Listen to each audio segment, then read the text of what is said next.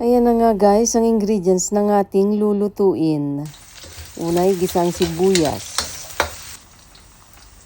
Pagkatapos ilagay ang beef.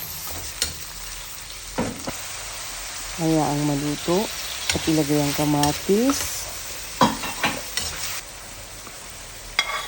Ilagay na rin ang bawang at luya. Ayan guys. Pagkatapos ay halu-haluin natin. Ayan guys. Lagyan din natin ng biryani masala mix. Ayan guys. Ayon sa inyong panlasa. Lagyan din natin ng asin. At ayon din yan sa inyong panlasa.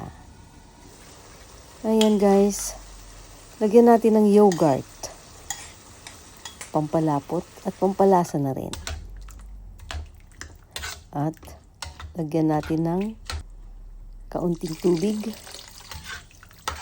At hayaan natin tong lumambot at maluto.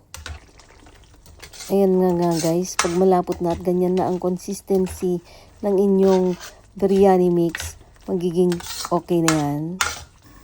Ngayon, lutuin naman natin guys ang ating basmati rice.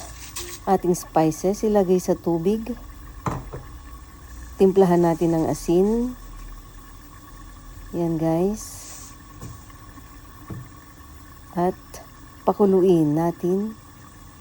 Ay pisikan din natin ng lemon. Sorry. Ayan guys. Pag kumulo na.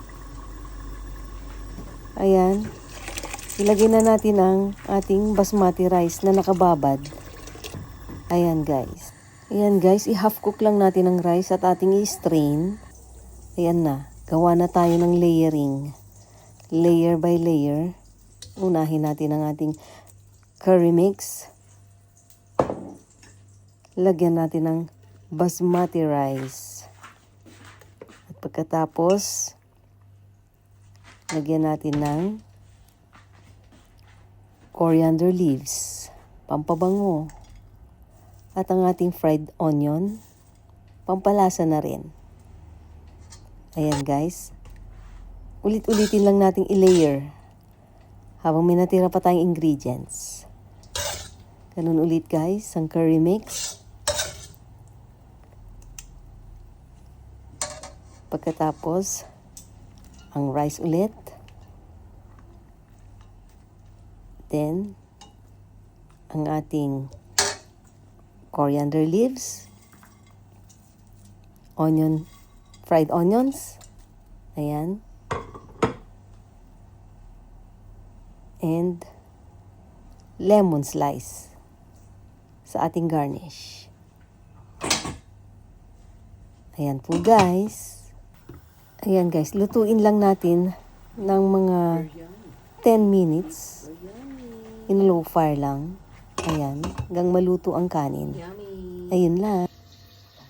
Beef biryani. Beef biryani. Yummy.